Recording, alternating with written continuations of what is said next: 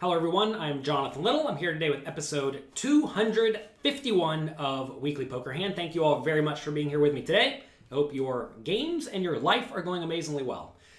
If you have not already, make a point to go check out my training site, pokercoaching.com. There we have tons of interactive quizzes that are kind of similar to Weekly Poker Hand, except for instead of me observing play and telling you what I think, I put you in the player's seats and ask you what you would do, and then give you my opinion. So go check that out.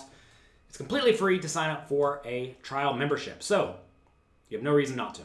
Here we're playing, again, 5-5-10 no limit at Stone's Gambling Hall. And the players are gambling in this hand to start it out. We have a raise to 75 from Loan for Cards from Under the Gun +1 with a 6 suited, which is a little bit loose. I would generally not recommend that. Basie calls with pocket 7s in the hijack, which is perfectly fine. And then the Wolf on the button calls with Queen 10 offsuit. So these offsuit cards are generally not so great unless your opponents are opening all sorts of trash. And, you know, A6 suited is a little bit loose, but certainly not terrible, right? So I think the Wolf should definitely fold for 75, especially given he's only playing 1,500 deep. The other players are a little bit deeper, but he's going to be the shallow stack in this hand. So I would generally recommend the Wolf folding this preflop. But he calls. Jack 9 in the big blind. Should fold, it does.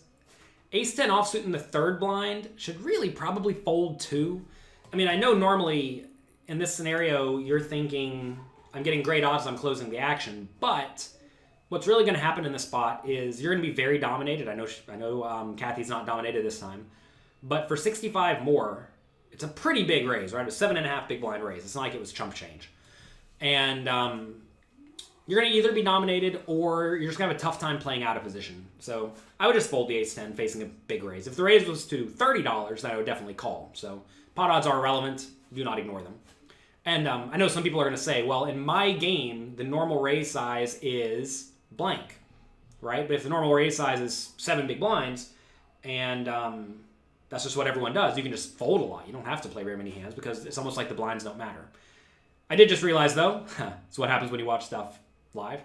Dan straddled Under the Gun +1. So definitely now Kathy should fold because she's in the third blind, but there's someone yet to act. And I understand the raise is not quite as big, but ace 10 is still not very good. And then Dan has ace jack offsuit, definitely call. You could also re-raise, by the way. I do want to make it clear that free betting either ace 10 or ace jack in this scenario from the straddle / third blind is perfectly fine, especially if the initial raiser is rather loose, and ace 6 suited is rather loose, right? So these are pretty good squeeze hands because they do play so poorly out of position very multi-way. But if you pick up the pot pre-flop by re-raising to, I don't know, 400, it's pretty good. And if you do pick it up pre-flop, you win $400, right? So do you think you're going to pick it up half the time by making it 400? I would bet you probably would. And then if you get called, you still have some playability, and you're usually going to be heads up where you're going to fare a lot better. That said, they both call. Thinking about this more, I like the re-raise more for Kathy than fold most likely. But she called. Flop comes. Queen 8-6. So everyone has nothing besides the initial raiser, Loan for Cards, who has ace 6 of diamonds for bottom pair. And then the Wolf, who called on the button with Queen 10 offsuit, he has top pair bad kicker. All right, pot's 385, and it checks to Loan for Cards with its bottom pair, who is betting. Looks like he's betting 175, and I don't think I like this. This is one of these spots where you can essentially treat your hand as a draw, where you're betting, understanding that if you get called, you're usually in pretty bad shape. If you do check this hand on the flop, you're usually just check folding. It's pretty likely someone has something, right, that's better than your hand, and, well, if it's not you, it's somebody else. So in this scenario, someone's going to have a queen or an 8 or a flush draw, and you're going to have a difficult time against those. So I think you're probably just supposed to check fold this ace 6. I mean, this is what you get whenever you play garbage cards. You sometimes get garbage flops where you end up flopping a medium strength hand, and medium strength hands are really great for getting you in trouble. So anyway, I think you're probably just supposed to check fold the ace 6. Basie makes a good fold with the pocket 7s. The Wolf now has an interesting decision. He has $1,400 left. Pot's already $560. The board is Queen 8-6, 2 clubs, so he does have to worry about flush draws. He does have a 10 of clubs in his hand, which does block flush draws, which means it's more likely that the bettor, whoever the bettor is going to have a made hand than a flush draw, especially when you have a big card like a 10 or a jack or a king, because that does block a lot of the reasonable flush draws. But I don't think that's too big of an issue. So should he call or raise? And if he raises, should he go all in? I definitely think raising all in is going to be a better option than raising small. Because if you raise small and they get jammed on, like what would a small raise be to? Like $400? If you put in 400 out of your 14 and get jammed on, at that point pot's going to be 3,500 or so, and you have to put in 1,000. So are you going to have 30% equity? I mean, probably. You don't love it, but there's so many draws available to the point that you may. And for that reason, I think you just want to rip it all in. Maybe your opponents will fold out stuff like Queen Jack sometimes, which is nice. And you protect against the draws, and there are tons and tons and tons of draws available. So this is one of these spots where I think a lot of people think, oh, $1,400, that's a lot. I don't want to jam all in for $1,400. I get it, but at the same time, you have to realize there was a straddle here. We're only playing 75 big blinds deep, right? And this is a very multi-way pot. So I think jamming's probably the best play. Calling's also fine, but understand there are going to be a lot of bad turns for you. Anyway, Queen 10 does decide to call. Kathy folds with just backdoor nut flush draw, and Ace Jack folds too. So good folds for those. Turn is a 5, and now Loan for Cards has to decide if he wants to keep bluffing. It is very important to understand, if you bet your Ace 6 here, you are not value betting, you are bluffing. If you check this turn with Ace 6, you should probably check fold. Turn is a 5. It's like a pretty close to a blank. Despite that, though, in this scenario, when you bet and get called on the flop, you're either against a good made hand, which crushes you, or a draw, which has plenty of equity. And some of those just came in, right? On this turn, 9-7 suited came in. And 9-7 suited, certainly a hand that the Wolf would play. So Loan for Cards is essentially bluffing. I think some people look at this, though, and think, I was the pre-flop raiser, I have the betting lead, therefore I need to keep betting. And that is just not true. You should always be categorizing your hands as either a premium made hand, a draw, a marginal made hand, or junk. And this Ace-6 here may be okay if it checks down, but if any money goes into the pot, this Ace-6 is going to be in pretty bad shape. Also, Ace-6 is in a pretty rough spot, because if he bets and gets called by a draw, very often on the river, he's going to check with his Ace-6, the draw is going to bluff, then Ace-6 should probably fold again. Or if he does bet the river with Ace-6, the draws don't get the opportunity to bluff. So it's not a particularly great hand to have. You'd much rather have an 8, because an 8 could still get called by a worse hand. Like say I had Ace-8 instead of Ace-6, he could get called by 8-7 or 7-6 that just turned a open-ended straight draw, right?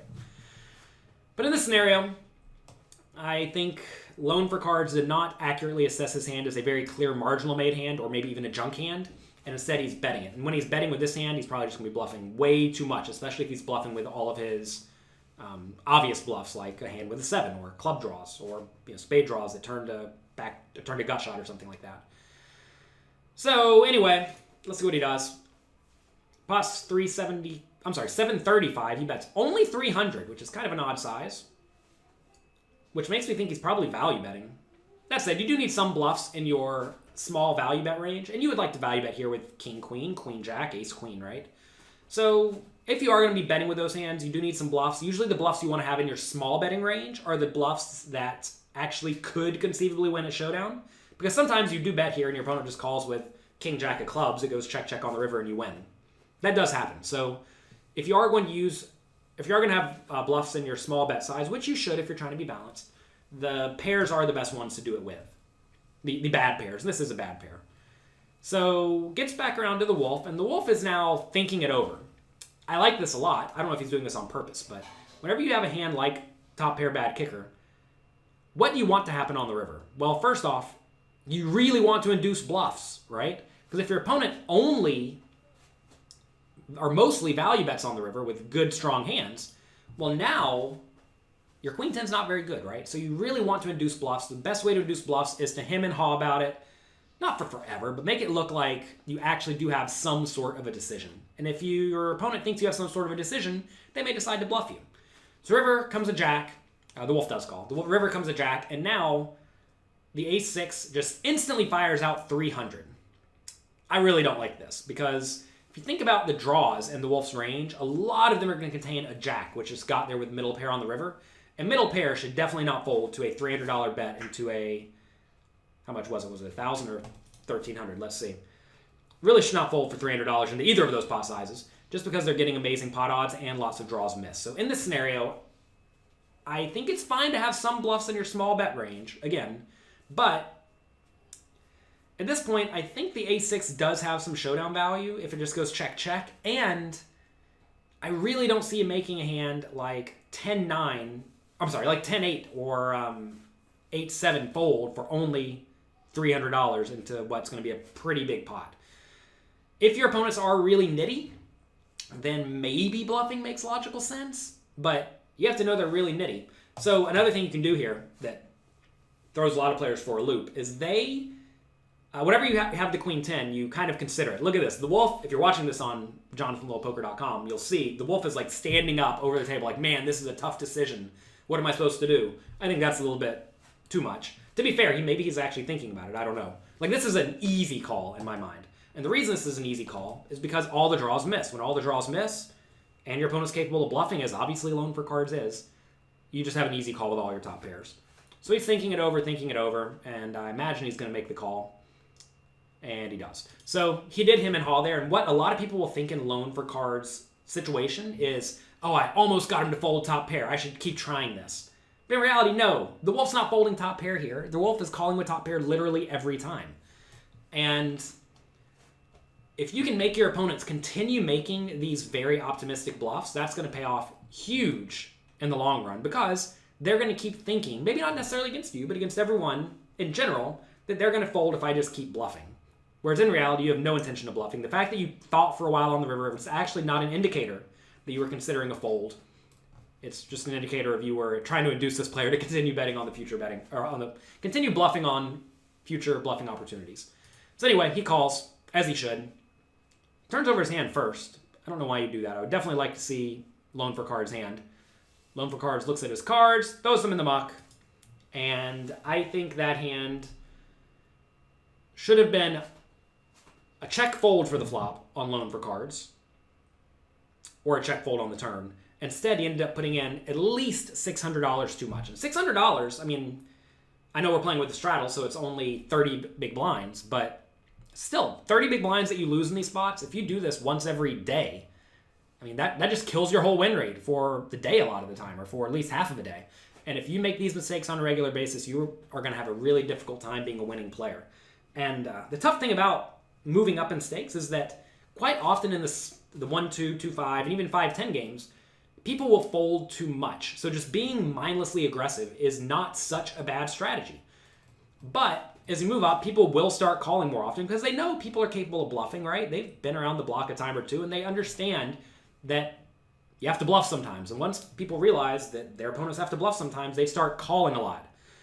And this strategy of being very, very aggressive will not work as you move up. You have to be much more balanced. And this ace-6, in my opinion, was miscategorized as either a draw or a premium made hand, and really it's neither, right? It's very, very clearly a marginal made hand or junk, and both of those need to be checked and probably just check folded this multi-way. So that's going to be it for today. Hope you enjoyed this hand. If you did, please share it with your friend. Click like, click subscribe. Hope you enjoyed it. Good luck, have fun, be nice to someone, and I'll talk to you next week.